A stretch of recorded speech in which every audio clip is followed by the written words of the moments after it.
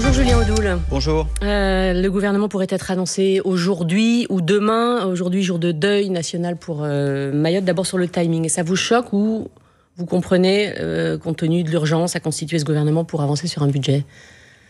Je comprends que nos compatriotes mahorais soient effectivement choqués, indignés que cette nomination vienne perturber cette journée de deuil national. Je pense que le gouvernement aurait pu être constitué avant, ou il peut être annoncé après. On peut imaginer que ce soit complexe quand même. Oui, mais c'est tout à fait complexe, nous sommes d'accord, mais c'est vrai que le timing n'est pas forcément le bon. Je pense que cette journée de deuil national, elle est importante pour réaffirmer notre soutien plein et entier à nos compatriotes, à notre département, pour justement faire en sorte aussi que tous les Français, quels qu'ils soient, quel que soit leur département, leur territoire, prennent conscience de ce qui se passe dans un département français. Alors, on en parlera plus tard sans doute, mais sur ce gouvernement, pas de censure a priori, c'est la position du RN il y a 10 jours après la nomination de François Bayrou. On n'a pas encore la liste, mais visiblement, ça se corse un peu avec l'apparition, par exemple, du nom de Xavier Bertrand parmi les ministrables. Pourquoi en faire une affaire personnelle ? Non, c'est pas une affaire personnelle. Vous savez... Marine Le Pen, Jordan Bardella, les députés du Rassemblement national ne font pas de la politique pour eux-mêmes, ne revendiquent rien pour eux-mêmes. En revanche, nous demandons tout, et notamment le respect pour nos électeurs, nos 11 millions d'électeurs. Les électeurs du Rassemblement national ont été insultés copieusement par Xavier Bertrand ces dernières années, qui les a traités qu'à un mépris inouï, avec beaucoup de brutalité dans le verbe, et des déclarations assez fracassantes. Il voulait briser les mâchoires du Rassemblement national notamment. Donc il est vrai que la nomination d'un personnage aussi brutal, aussi méprisant, serait une rupture dans le lien de confiance a priori que nous pourrions avoir avec le gouvernement. C'est le grand adversaire de Marine Le Pen dans les Hauts-de-France, certes, mais c'est chacun son style, mais c'est a priori le cas de tous les ministres qui seront dans ce gouvernement. C'est pas un peu puéril quand même d'imaginer changer radicalement votre stratégie à cause d'un ministre ? C'est pas un changement de stratégie. Nous demandons une condition indispensable pour l'apaisement, pour la confiance, qui est le respect de nos électeurs. Nos électeurs en ont assez, ils en ont ras-le-bol d'être discriminés, d'être stigmatisés, d'être insultés. Or, Xavier Bertrand, force est de constater que depuis des années, il a fait de l'insulte une politique vis-à-vis du Rassemblement national, vis-à-vis de ses électeurs, et il est vrai que sa nomination serait un très très mauvais signal. C'est le seul point de blocage, si pas Xavier Bertrand, pas de censure a priori ?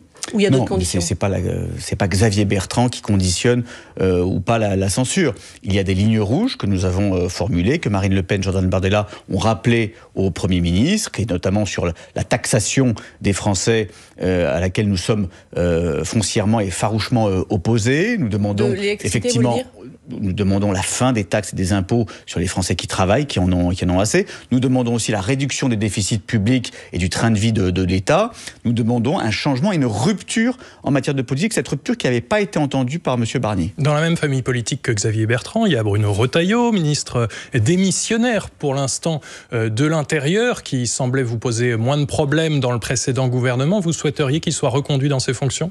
C'est pas la question des personnes. Vous savez, le casting importe peu. Pour Xavier Bertrand, c'est la question des personnes. Oui, mais, très bien, mais parce que Xavier Bertrand est un épouvantail pour nos électeurs.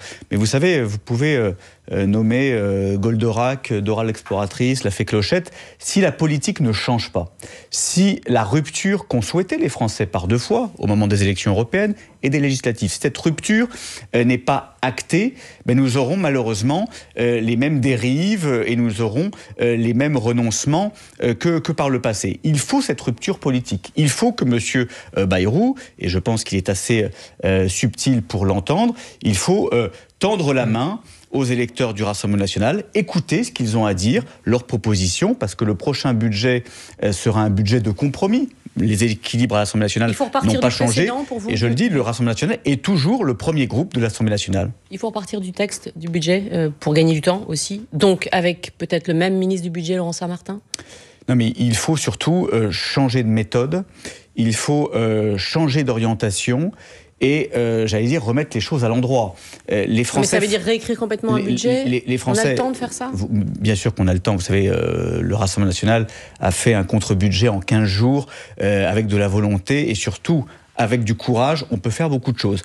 Mais surtout, il faut qu'il y ait un changement de logiciels, c'est-à-dire arrêter de taxer les Français, réduire le train de vie de l'État, réduire les déficits, réduire les gaspillages, réduire notamment l'immigration de guichet social pour faire des économies et rendre de l'argent aux Français qui en ont bien besoin en ce moment. Vous dites qu'il faut que François Bayrou nous écoute. Est-ce que l'un de vous, au Rassemblement national, a été contacté ce week-end justement pour savoir ce qu'il fallait faire de ce futur exécutif ?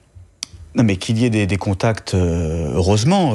Marine Le Pen, Jordan Bardella ont été reçus par le Premier ministre.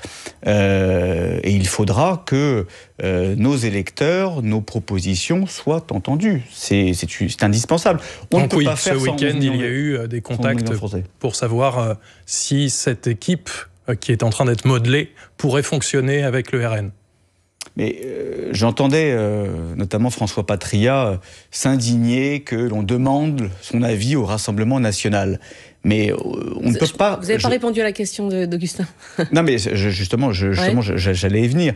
L'avis du Rassemblement national est indispensable, parce qu'il représente la première force politique du pays et le premier groupe à la fois d'opposition et le premier groupe de l'Assemblée nationale. Donc faire sans, essayer de constituer un gouvernement contre le Rassemblement national, ou en tout cas sans tenir compte de son projet politique et des propositions qu'il a à mettre sur la table, évidemment, ça n'a aucun sens et ce serait un échec futur. Donc ce week-end, c'est un suivi un peu similaire à ce que vous aviez connu avec Michel Barnier, ou c'est très différent? Là, vous vous êtes parlé ce week-end avec Matignon? Mais il y a des discussions, effectivement, pour que les choses se passent bien. Après, je le dis, nous attendons la copie et surtout le cap de ce gouvernement, du Premier ministre. Pour l'instant, nous ne voyons pas vraiment quelle est l'orientation de M. Bayrou. Tout ça est très flou. Les débuts sont un petit peu chaotiques, à tout le moins. Et il est vrai que les Français, eux, attendent à la fois du changement, mais surtout des politiques concrètes pour l'amélioration de leur vie quotidienne. On a une petite indication avec Laurent Wauquiez qui dit avoir refusé d'entrer au gouvernement faute d'avoir eu la garantie qu'il n'y aurait pas de hausse d'impôts. Ça veut dire que François Bayrou n'exclut pas ces hausses d'impôts, mais il faut bien trouver des recettes nouvelles. Mais je vous le dis, les recettes nouvelles, ça passera par des économies nouvelles. Les économies, nous les avons proposées, formulées dans le cadre de notre contre-budget. Ces économies, elles sont réelles.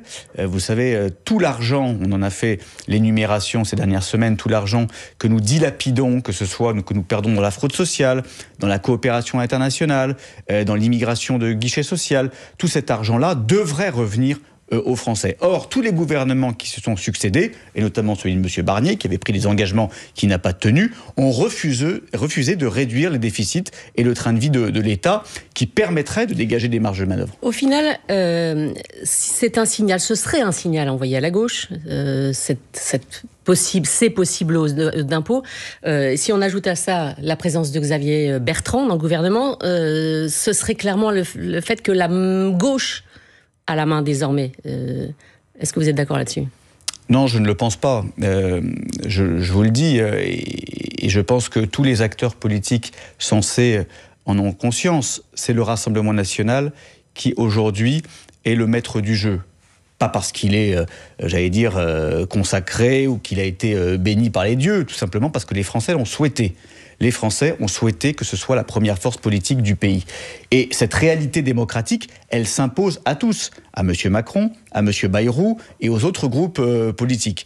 Donc, je le dis, si M. Bayrou s'aventurait dans une orientation qui mettrait de côté nos électeurs et nos députés, il se retrouverait face aux mêmes désagréments qu'ont connus les ministres et le gouvernement de M. Barnier. Alors, il y a quelques projets en commun qui peuvent vous séduire entre ce que imagine en tout cas François Bayrou et ce que vous souhaitez, vous, notamment l'arrivée de la proportionnelle.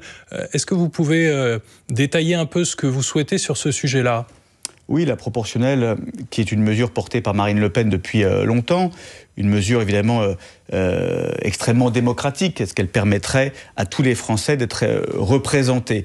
Nous, ce que nous souhaitons, c'est un principe simple, c'est-à-dire la proportionnelle avec une prime majoritaire, qui dégagerait une majorité et qui nous permettrait de rompre avec l'instabilité politique que nous connaissons actuellement. Il y a des discussions, notamment, et nous avons proposé aussi que le système du Sénat puisse être envisagée, c'est-à-dire qu'il y ait la proportionnelle dans les départements à partir de 3 députés, ce qui maintiendrait à la fois l'ancrage local pour les départements ruraux et à la fois le principe de la proportionnelle et de la représentativité de tous les courants politiques, ce qui serait une bonne mesure. C'est porté par le Rassemblement national depuis longtemps, c'est voulu par une majorité de Français depuis longtemps. Cette partie sur le Sénat, elle est dans les échanges que vous avez eus avec Michel Barnier ? Oui, bien évidemment. Avec François Bayrou, pardon ? Oui, lapsus. oui, bien évidemment. François Bayrou a été un défenseur de la proportionnelle depuis longtemps et je pense que compte tenu de l'instabilité politique qui aujourd'hui paralyse la situation, il faut passer à ce système-là. Mais précisément, quand vous comprenez qu'il est effectivement favorable, c'est l'un de ses combats aussi de toujours, à la proportionnelle, vous devriez le soutenir et pas le censurer, comme vous l'avez dit juste avant. Oui, il devrait soutenir notre proposition aussi. Il est Premier ministre. Oui, non, mais dans ce cas-là, nous verrons quelles sont ses marges de manœuvre, parce qu'il y a ce que veut ou ce que voudrait M. Bayrou, et puis ce que voudrait son socle commun, son bloc central, je ne sais pas comment on peut l'appeler aujourd'hui, en tout cas les partis qui composeront son gouvernement. Je ne suis pas sûr qu'ils soient tous favorables à la proportionnelle. Les Républicains y sont farouchement hostiles. Mais je pense que c'est l'une des mesures, en tout cas, que nous pourrions soutenir et qui serait la bienvenue dans le système actuel. On va continuer cette discussion, Julien Audoul, juste après le fil info, puisqu'il est 8h45 et on retrouve Marine Klett. Drapeau en berne et 1 minute de silence à 11h. C'est aujourd'hui jour de deuil national en France. Un recueillement en mémoire des victimes du cyclone Chido qui a touché Mayotte il y a un peu plus d'une semaine. Le bilan provisoire est toujours de 35 morts et plus de 2000 blessés, dont de nombreux sont encore aujourd'hui pris en charge à l'hôpital. Réouverture du tunnel du Mont-Blanc il y a quelques minutes. Son accès était fermé depuis 6h30 ce matin pour des déclenchements préventifs d'avalanche. Un épisode neigeux remarquable a lieu aujourd'hui en Savoie et en Haute-Savoie selon Météo France. La vigilance orange est aussi maintenue en Isère et dans l'Ain. Un accident de chasse hier dans les Alpes de Haute-Provence. Un homme d'environ 70 ans est mort à Sélaunay, selon nos confrères de France Bleu Provence. Un autre chasseur était en train de recharger son fusil quand une balle est partie et a mortellement touché la victime. Une enquête pour homicide involontaire a été ouverte. Et puis 32e de finale de la Coupe de France de football. Hier soir, Auxerre éliminé par Dunkerque. Et puis le PSG qui s'en sort au tir au but face à Lens. Le club de la capitale, 15 fois vainqueur de la Coupe, affrontera l'un des petits poussés. Au prochain tour, ce sera Espali en Haute-Loire, 3500 habitants et un club en National 3. France Info. Le 8-30 France Info, Bérangère Bonte, Augustin Arrivé. Toujours avec Julien Audoul, porte-parole du Rassemblement national. Alors on a évoqué bien sûr l'actualité du moment, à savoir la constitution, semble-t-il, difficile de ce nouveau gouvernement Bayrou. Mais on sait que vous avez en tête l'après déjà. Vous l'avez déjà dit, que vous vous prépariez à une présidentielle anticipée. Le Rassemblement national a ça en tête. Marine Le Pen dit maintenant qu'Emmanuel Macron ne peut plus tenir à son poste de président, que c'est désormais une réalité institutionnelle. Qu'est-ce que ça veut dire ? Ça veut dire que Emmanuel Macron est terriblement fragilisé, qu'il est à la fois rejeté dans le pays, qu'il est aujourd'hui dans une situation qui est une impasse politique, on le voit bien, et qu'il a déjà utilisé l'un de ses jokers constitutionnels, qui était la dissolution. Le président de la République en a 3 dans nos institutions, c'est-à-dire la dissolution, le référendum, appeler les Français à se prononcer sur un sujet, un texte important, ou alors la démission, ce qui a été utilisé par le général de Gaulle après un référendum perdu en 1969. Donc, il est vrai que la démission du président de la République n'est pas une utopie. Ça peut arriver si Emmanuel Macron était bloqué. Mais c'est pas une réalité institutionnelle. On a bien compris que Marine Le Pen est pressée de candidater avec notamment la menace d'inéligibilité, mais pourquoi Emmanuel Macron ne peut pas tenir institutionnellement parlant? Rien ne l'oblige à partir. Non, je vais vous reprendre. Marine Le Pen est pressée comme des millions de Français qui sont pressés du changement et qui attendent le changement et qui voient bien que depuis 7 ans, leur vie se dégrade, la situation de notre pays est de plus en plus préoccupante, crise économique, crise sociale, crise sécuritaire, crise migratoire. Après 7 ans de macronisme, il est vrai que le changement est urgent.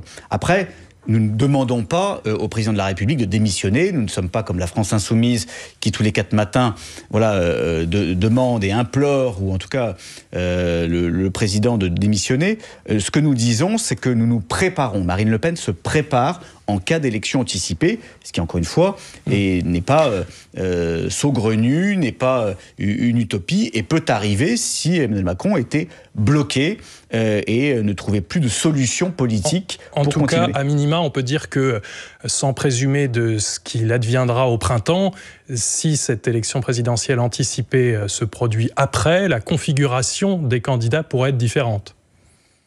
Oui, certainement, mais en tout cas, Marine Le Pen est prête, en tout cas elle se prépare pour cette élection anticipée, elle se prépare pour l'élection de 2027, bien évidemment. Tout notre mouvement est en ordre de marche. Nous préparons les législatives en cas de dissolution aussi.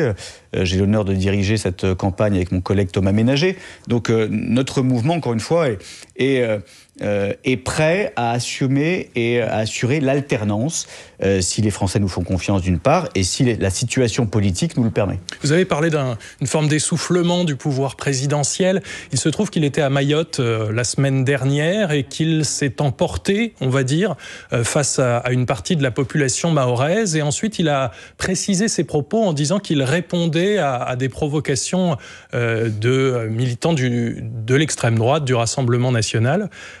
Comment vous analysez cette situation ? J'ai trouvé cette séquence profondément indigne d'un président de la République. Il n'a pas eu la moindre empathie pour nos compatriotes de Mayotte et surtout essayer de se défausser, de rejeter la responsabilité sur le premier parti d'opposition, qui est aussi le premier parti de Mayotte, le Rassemblement national, qui, je le rappelle, rassemble 60% de nos concitoyens là-bas. J'ai trouvé ça profondément choquant. Il est co-responsable de cette situation. Alors évidemment, ce n'est pas lui le cyclone Chido, bien sûr, mais son gouvernement et lui-même n'ont rien fait depuis 7 ans pour améliorer la situation sanitaire, pour améliorer les services publics, pour améliorer la lutte contre l'immigration anarchique qui est pour partie responsable des désastres humanitaires que nous connaissons sur place. Et surtout, il n'a pas souhaité finalement rendre aux Mahorais, ou en tout cas défendre ce que les Mahorais veulent le plus cher, c'est-à-dire être des Français en France. Mais en clair, vous démentez que le RN ait organisé, manipulé, appelez ça comme vous voulez, cette colère pour mettre en difficulté le chef de l'État dans ce moment qui était dramatique pour les Mahorais. C'est totalement aberrant. Enfin, le Rassemblement national n'a rien organisé du tout. Si les Français sont en colère, c'est parce qu'il y a des raisons. C'est parce que, encore une fois, c'est un département français où 80 000 personnes avant le cyclone n'avaient pas accès à l'eau courante. C'est un département qui est submergé, je le rappelle. Il y a 320 000 habitants recensés. Il y en a presque 500 000 si on compte les clandestins. Donc, à un moment donné, vous voyez bien que cette situation est apocalyptique. Un climat de violence sans précédent, avec des bus scolaires qui se font attaquer par des bandes, des commerces qui sont pillés. Je parle avant le cyclone. Le cyclone a été un révélateur, ou en tout cas un amplificateur de toutes les crises qui aujourd'hui sont le lot de nos compatriotes mahorais. Je voudrais qu'on dise un mot de l'attentat de Magdebourg en Allemagne de samedi. On a appris que le suspect arrêté défendait des thèses d'extrême droite. Qu'est-ce qui s'est passé pour que Jordan Bardella, 1h30 après, se précipite sur Twitter et dise « attentat islamiste » ? Alors c'est beaucoup plus complexe que ça, parce que au fil des discussions, de l'enquête, c'était 1h30 après. Non, mais attendez, on s'aperçoit que le profil du terroriste est très complexe. Voilà. Ce n'est pas du tout quelqu'un qui est proche de l'extrême droite, loin s'en faut. On nous a dit dans un premier temps, c'était la ministre de la Justice, que c'était un attentat islamiste, la ministre de la Justice allemande. Jordan Bardella attendez, c'est très complexe. Et aujourd'hui, on observe quand même que ce terroriste avait dénoncé, en tout cas condamné, la politique allemande vis-à-vis des réfugiés. On observe aussi, excusez-moi, parce qu'on nous a dit que c'était un islamophobe. J'ai jamais vu un islamophobe s'en prendre un symbole chrétien qui est un marché de Noël. Donc moi, je serais extrêmement prudent sur les interprétations. Mais précisément, c'est la prudence que je questionne là. Et c'est le manque de prudence. Vous imaginez s'il était Premier ministre et qu'il avait réagi comme ça sans savoir? Enfin, c'est pas sérieux. Je vous le dis, vous savez, il y a eu une autre affaire, un autre attentat sur notre sol qui était notamment à Annecy, où un soi-disant chrétien syrien... Non mais attendez, ce fait-là, et puis on va être obligé de conclure. Un soi-disant chrétien syrien, rappelez-vous, qui avait voulu planter des bébés dans des poussettes.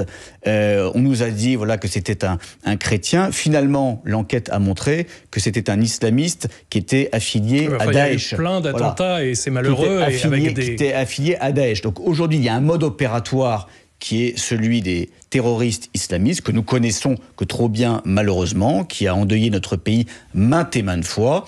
L'enquête déterminera quel est le profil exact, qui me semble être très complexe, de ce Saoudien. À minima, il aurait pu être prudent, c'est ça que vous devriez dire. Mais encore une fois, nous sommes dans une volonté implacable de lutter contre le terrorisme islamiste, qui est le principal danger à la fois pour notre continent court, et pour notre... Oui, mais le terrorisme a toujours une couleur politique. Vous savez, le terrorisme, c'est un outil. Ça signifie rien. Il y a différentes natures de terrorisme. Le terrorisme islamiste, aujourd'hui, est le principal ennemi contre lequel nous devons lutter en France et en Europe. Merci beaucoup, Julien Audoul, le porte-parole du Rassemblement national. Et merci Bérengère Bonte. Le 8h30, France Info, à retrouver sur franceinfo.fr.